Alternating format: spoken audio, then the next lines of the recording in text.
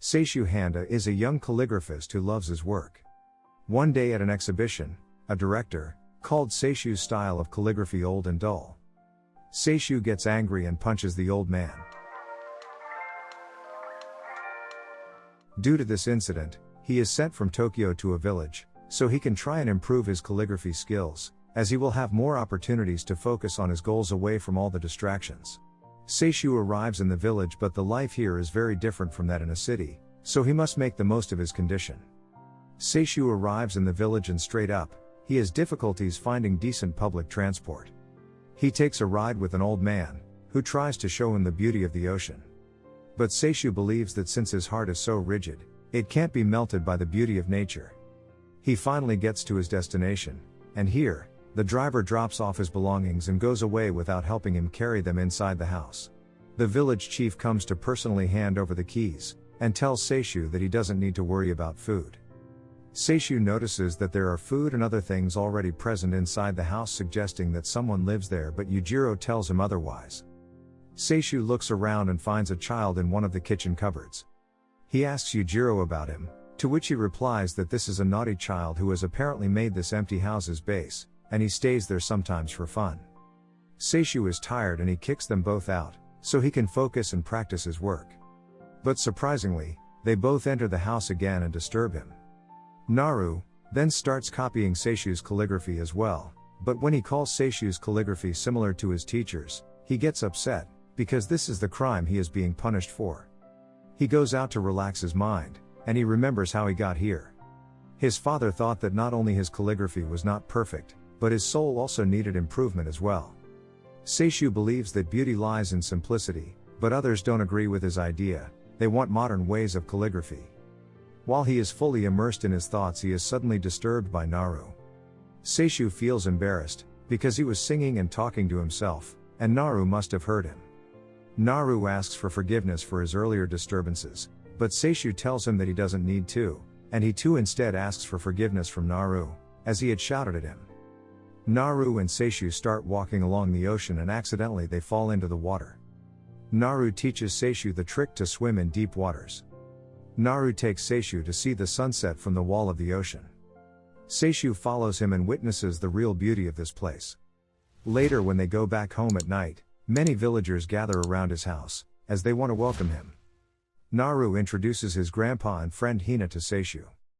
And Seishu finally realizes why his father sent him to this place. Hiroshi is the son of Yujiro, the village chief. He is hardworking, but he is still not good enough at anything, neither in studies, sports or singing. He blames fate for his failure. He is a complete pessimist. He gets bad results, but his family is satisfied with that. They believe since his father was average at studies, he is also on the same track, and he does not need to try for more. His mother prepares food for Seishu, since he is new to the village, and he has no one to take care of him. She believes that this way, she can satisfy her motherly love, which Hiroshi does not want. She wants to be useful for once, and therefore she cooks for him. Meanwhile, Seishu is worried he is not making enough progress. Just as he is thinking about how he needs to work harder, he is interrupted by Naru again. Soon, his two friends, Miwa and Tamako, arrive. Before Seishu moved into this house, they used to live here secretly. When they notice the empty walls of the room, they ask him about their posters and cassettes. He shows them where he has kept them, and they put them back in their original place. They tease him at first, but when he shows his calligraphy skills, they get impressed by him, and ask him to help them with their assignment. They leave for their school, but Naru and Hina are still with him, and they continue to disturb him. He punishes Naru by tying him up. Hiroshi finally shows up with the food at Seishu's place, but just as Seishu opens the door he falls on Hiroshi, and they both can't move. Hiroshi looks around the house while Seishu sleeps on the floor. He opens his other room, and notices all the practice Seishu has done.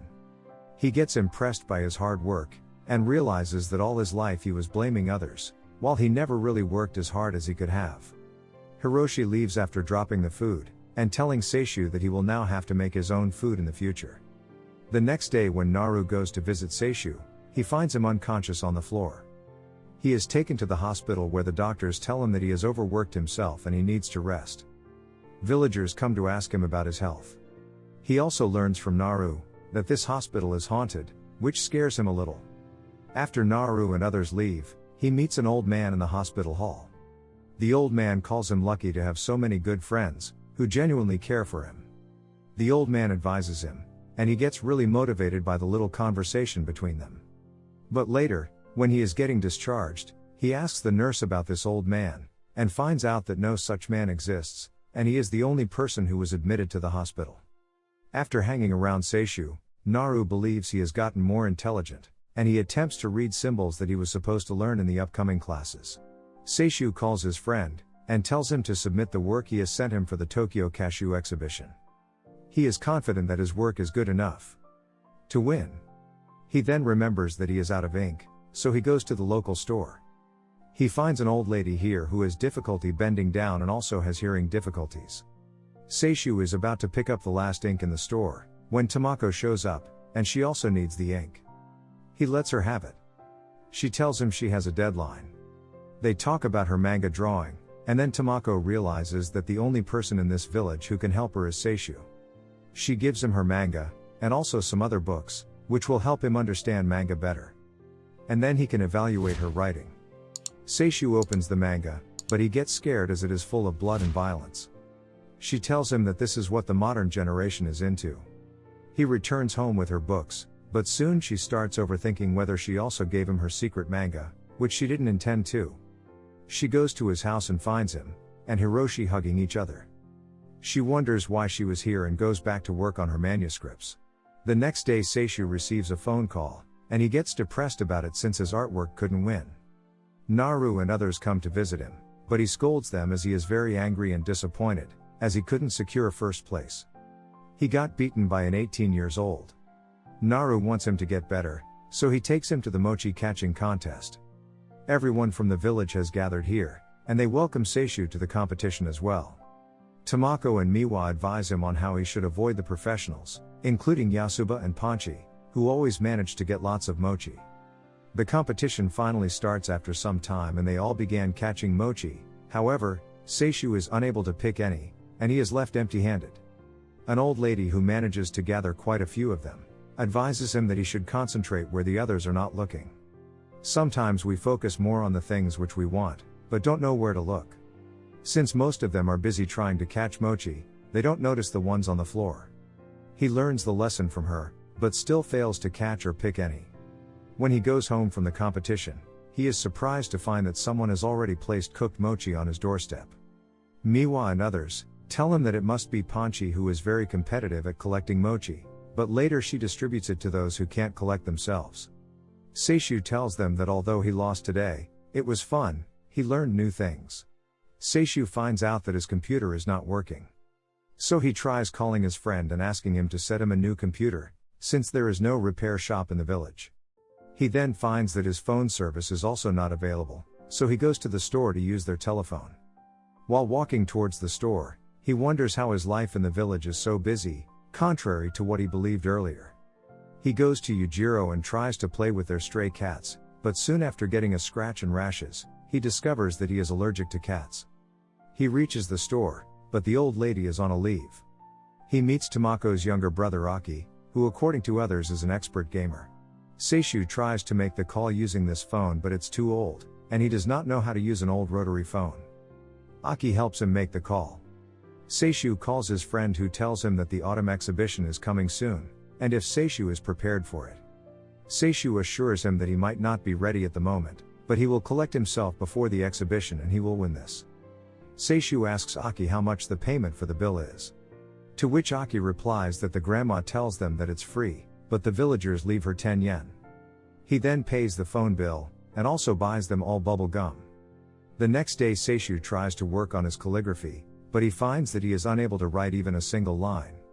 He goes out to refresh his mind, and here he accidentally meets Miwa's father, who is collecting seaweed. Miwa's father is a big strong man. When he asks Seishu to help him by writing his ship's name, he gets a little nervous. At the dock, they meet Miwa and others who very already there. Seishu tries to brainstorm ideas, and then proceeds by writing a unique name. He has a tough time without his tools, but he tries to make the most out of what he gets. The children make things worse for him. When they paint their hands on the ship, now he must draw something which matches the pattern and covers them up. Under pressure, he performs very well and is praised by everyone. Miwa's dad loves his work as the name he writes reflects his personality. It looks just the way he imagined it to be. He tells him that he is glad he invited Seishu to do this. As a thank you gift, he hands over the seaweed he earlier collected, so Seishu can eat it. Naru almost messes things up when he tells him that his hand is right there on the boat. However, Miwa's dad notices the rough draft Seishu made on the wooden boards. And it says a lot of bad things about him, so he gets angry and starts chasing Seishu. If you enjoyed this recap, check out the next one. Also, don't forget to subscribe for more videos, turn on the bell notification for future uploads and leave a like to help the channel out.